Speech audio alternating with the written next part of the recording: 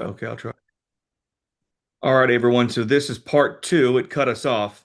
John, pick up with where you were. I think we ended on Native American spawned um, uh, um, Yeah, skinwalkers and wendigos, and how they relate to yeah. Dogman and Sasquatch. All that. Just tell me about all the creatures that people see in the forest and stuff like that. You know. Well, there are a lot of things, a lot of creatures out there that are beyond what we can understand, or that we just science hasn't been able to find yet. Uh, Partly this is because there's actually a lot we don't even know about the planet yet. Uh, which makes it all the more insane that a level of destruction that is being done to it to something we don't even understand yet. But at any rate, and every culture has quote unquote cryptids. Every culture in history has had them. And we write them all off as superstition or fake, and probably some amount of them are, but a good amount of them are not. And this is all because this planet is actually full of stargates, which open and close, and we don't really understand why. We just know that they do, or the military knows that they do, and they have made efforts with some success at harnessing them and taking control of some of them. And so sometimes things from other planets wind up here and then leave again. There, there's also the fact that we people don't quite understand how interdimensionality works. People think that other dimensions are separate from us. The thing is, they live within and upon us. It's just most of us can't see them. That So, would bring me to my next point of those. What's the name of that yeah, dye? That it started off as a red dye, then it was a blue dicyanine or whatever. What is this? They used it in Vietnam at red in a red version at first, and it's some blue dye that sees aura, and it fucked up all the guys in yeah, Vietnam. Can you tell me about yeah. that? I can't tell you about that thing specifically. I saw that on your list and I looked it up, and apparently you can actually buy uh, blue dicyanin glasses that allow you to see people's auras, which is pretty crazy. Um, I see auras naturally, and it's a Okay. lifelong thing I've had. Is it something I you can see through Zoom? Can you pick up on Yes, mine? yeah, What's mine telling me? What's mine look like? Please enlighten me. uh, yours is a bright orangey yellow and then an indigo blue around the edges. What the fuck does that mean? That means fiery but intelligent. Okay, that's kind, but what are the bad things about it? What can you see or sense that I need to work on, or that's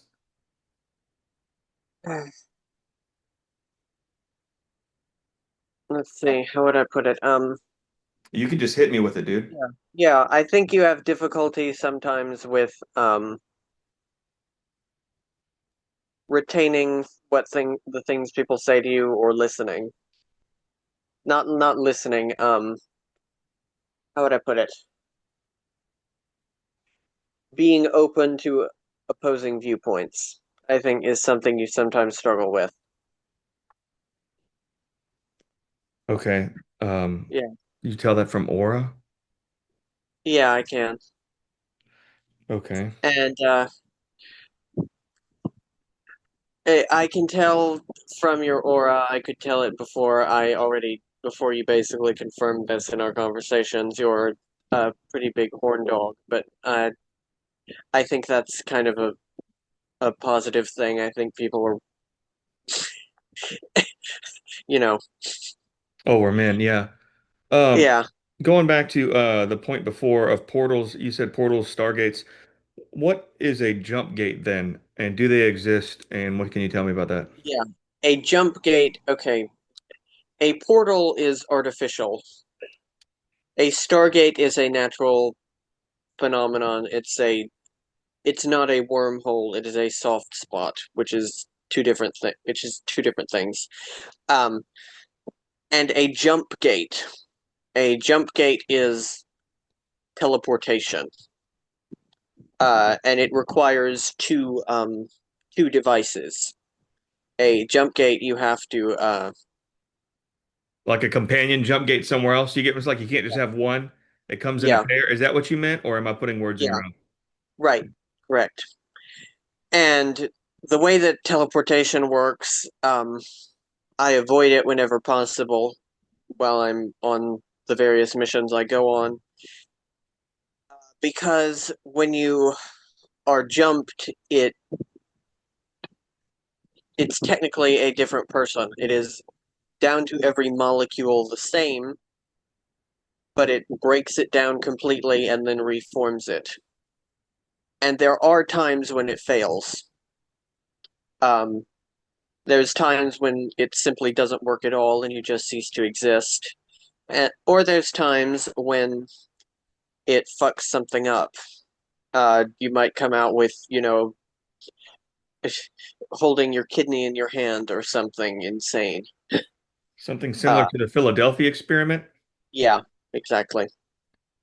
The Philadelphia experiment was an early experiment with jump gate tech, and they didn't have a companion jump gate on the other side, so it just jumped out wherever it jumped out, and everything was fucked up.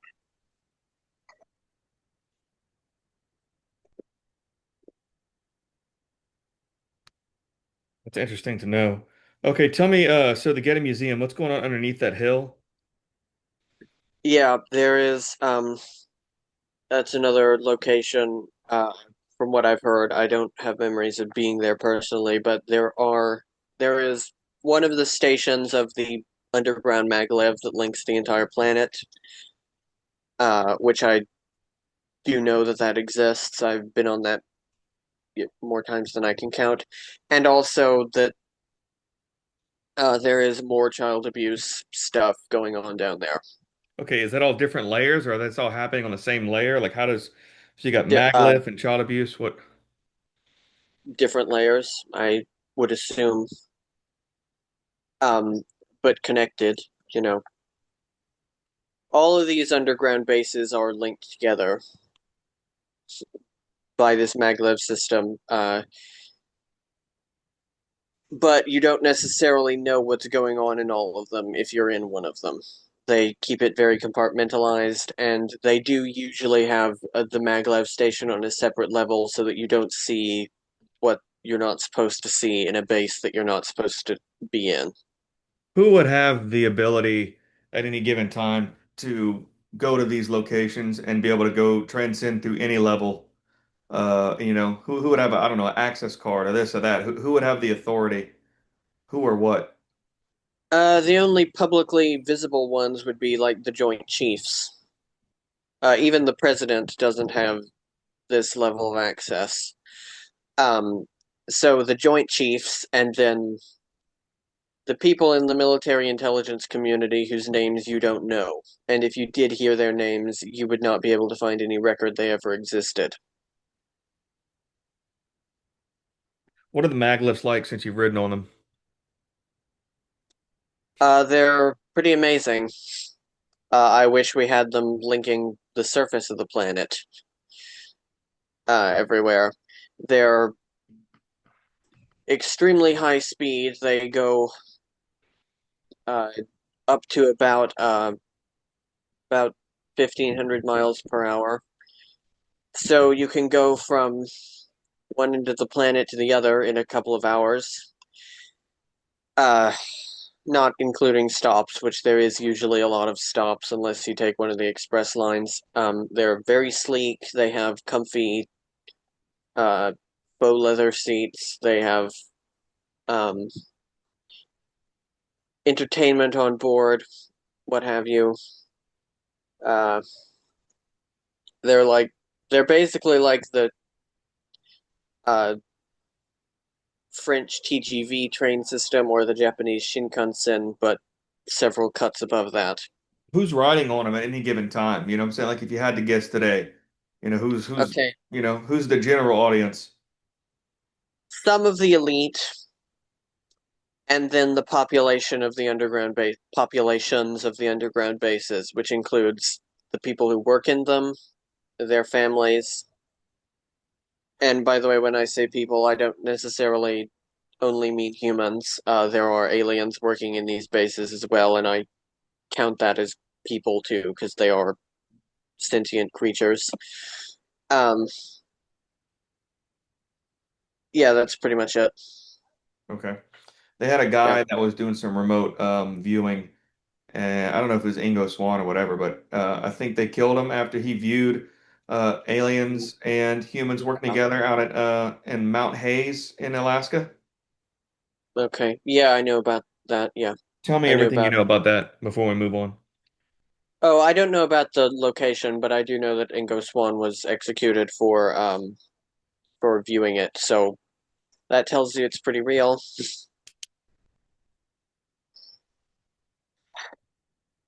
Okay, so he was executed. Yeah. That's horrible. Let's see. Tell me about the Orsini family. The Orsini family are predominantly off-world elite.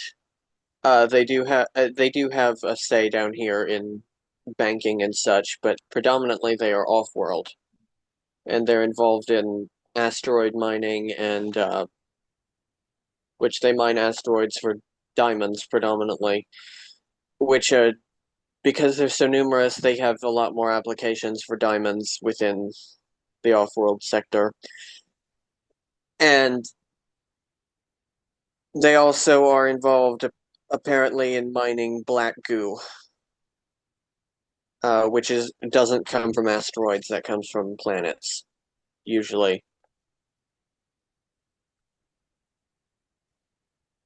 For people who don't know what black goo is, That was my next uh, question. yeah, black goo is an ancient, very, very, very ancient, our earliest genetic ancestors, which are the Lyran civilization. Uh, and they're not like the cat Lyrans that you hear about now. These were ones who they looked not much different from us. Um, and they're, I'm pretty sure, mostly extinct now. But anyway, so this was millions of years ago. They, the Lyran king wanted to take out an enemy subtly. And so he did the old trick of appointing his enemy his Grand Vizier and giving him a drink that would make him extremely wise, but then would eventually kill him. He didn't tell him about the killing him part. This stuff, this nanite AI fluid, which was self replicating, was the black goo. Unfortunately, the Lyran king, was a bit cocky, and he did not have it so it was gene locked to this fella. Instead, he made a thing that was an enemy of all organic life and self-replicating. And when the Grand Vizier fella died, it was purged from his body.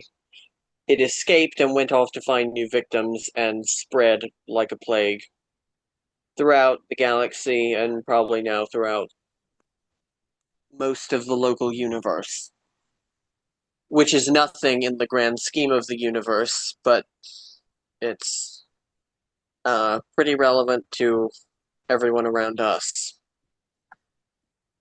Back to the Orsini family. Is there any relation between them and this air quote black pope and or gray pope? Is that stuff real? And is there anything else you can tell me about the Orsini family? The Black Pope and the Gray Pope is real, yes. Okay. Yeah. What is the purpose? What is the name? What, why, where the names come from? Where do they stay? What's the, like, just what, why three popes? What? Well, okay. The White Pope is the one who is in the public, who spreads, the good parts of the church to the public.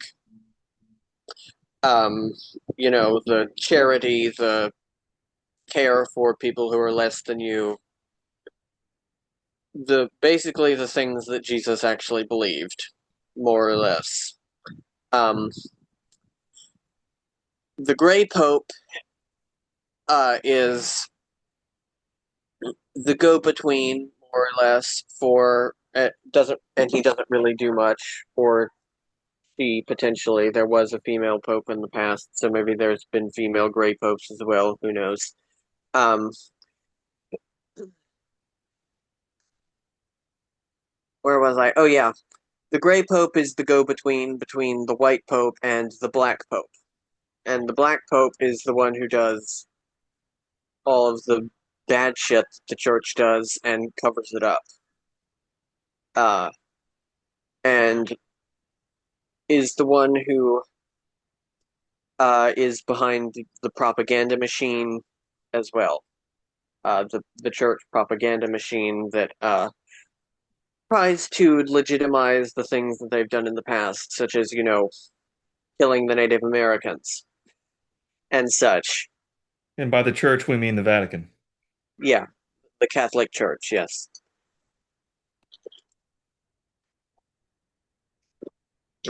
Tell me about so we mentioned the Medici's, the Orsinis. What are some other ones that are notable and we can go touch on?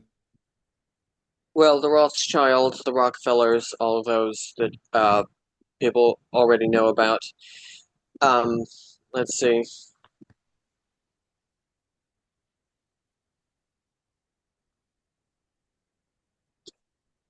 We could talk about the bloodlines of Asia, Okay. which no one really talks about. Let's Uh, touch on that before we go to our next subject. What tell me about the okay, bloodlines of Asia? okay. There's two of them essentially. There's the Manchu bloodlines, which are essentially the four clans of Nara.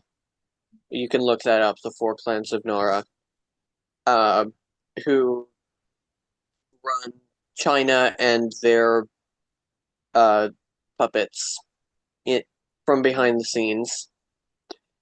And then by the way, those people are descended from the Yellow Emperor, who was the first emperor of China. There's debate over whether he really existed. He's kind of like their answer to King Arthur. There's the records are questionable. The records that we have are questionable, Yeah. and but It's but I mean, why would they want to undermine, what their claim to fame to power? So yeah. yeah. Um,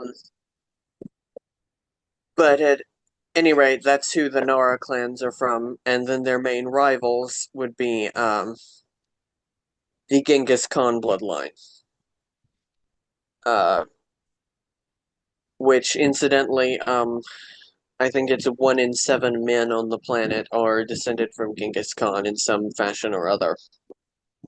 So maybe you or me or both of us, and if neither of us, then both of us knows a whole bunch of guys who are. So Can you touch on Stanley Meyer and his water car invention? yeah, I saw that on your list and I looked it up. That was pretty fascinating. Yeah, I can see why that hasn't been allowed into the public. That would be a more or less free resource that doesn't do any damage to the planet. Uh, water vapor is not a damaging substance, whereas gasoline fumes are. You can breathe in a water vapor heavy environment. You cannot breathe in a environment that is heavy with gasoline fumes. So it's part of the whole agenda of destroying the planet.